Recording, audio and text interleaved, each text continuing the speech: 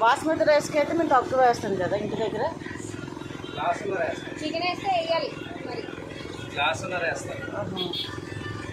ఎప్పుడెప్పుడు ఆవిరి అయిపోతుంది కదా, ఆవిరి అయిపోతుంది. పుల్ల తొందరగా హీట్ అవుతుంది.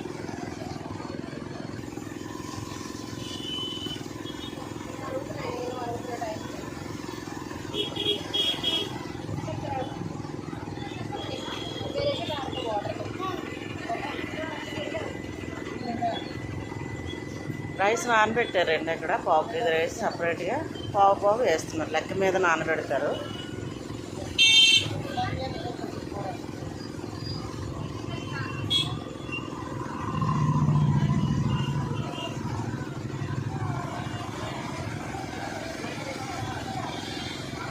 ఎంత రైస్ పడుతుంది అక్కడ?